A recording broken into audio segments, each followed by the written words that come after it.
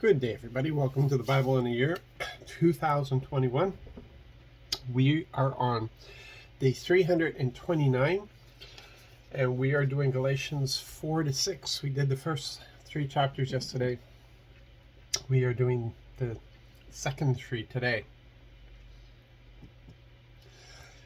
We continue to get a real good foundation of the revelation that's been given to Paul. And it comes by revelation. The word comes by revelation. The deep things come by revelation. It's got to be more than book learning. Book learning is important, but we need the Holy Spirit to be teaching us. And the Holy Spirit is teaching Paul to convey a foundation to the Gentile church. And in these chapters, we get the no longer slaves. We're no longer slaves. And he really gives a great teaching here on us being the children of God, adopted in, and how the law. Again, remember, he's very concerned about the Gentiles. People have gotten in there. They have influenced the Gentiles, and it's easier. Come on, let's be honest. It's easier to follow a set of laws than it is a relationship. It is easier for somebody to tell us. It's you get hired in a job, right? What do you want? A job description. The more detailed, the better, because then you know what to do. You know what the expectations are. If you had to learn your job by discovering who your boss is, by discovering how they like things, by getting to know them, by seeing where they live, what they do, what they drive, what they wear, and you had to take your clues from that. It's gonna be hard, isn't it? And we have the word, which is God's written instructions to us, but we get to know his heart as we get to know him.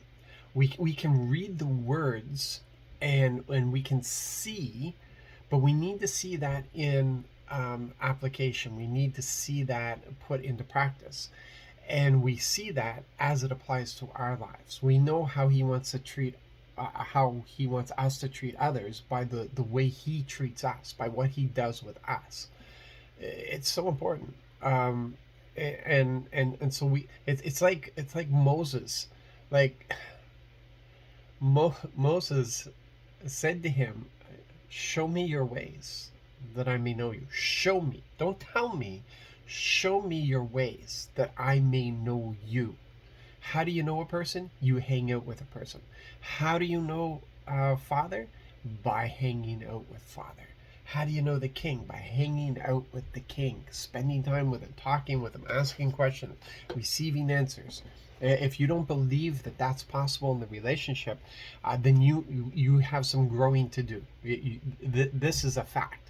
We talk, we ask questions, he gives answers. It's the relationship. He loves to do that. So Paul's receiving this a whole understanding of children, that it's I can't go into all of it. We don't have time, but it's all there, and it's beautifully written. And he's laying this all down, and it's because of his concern for the Galatians, as we spoke about. But it's fantastic for us today as well, because we have this tension, because, as I said, it's so much easier to follow rules.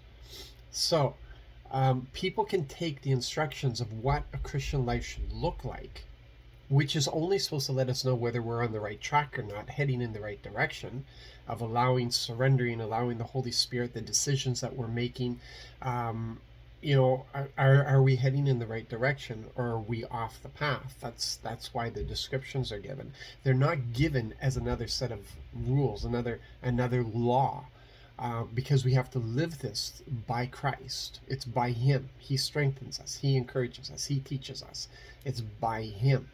But it's so much easier to make those a set of laws. And it's We'd rather live the Ten Commandments than to live the heart of Christ. And people would say, well, the heart of Christ is the Ten Commandments. No, Jesus even demonstrated in his teaching that that the heart of God goes so much deeper, so much more profound than the written Ten Commandments. We can't, if we try to live by the law, we're going to limit ourselves by those words. And it's so much more. It's so much more. It's like when Jesus said, if someone makes you go a mile, go with him too.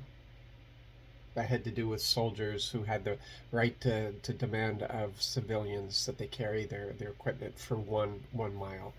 And he says, do too. See, if this is what the law requires, then go double that. Because that's the heart of God. Generosity is the heart of God. To love, but to love with all your heart, that's the heart of God. To give, but to give generously, a cheerful heart giving, that's the heart of God. When we can understand the difference there, then we know that we are really keeping in step with the Holy Spirit, and we really are following Jesus. Okay, well, I went over time, way over time. Sorry about that. You guys be blessed today. Be encouraged. Have a great day. And yeah, really savor these chapters from Galatians. God bless.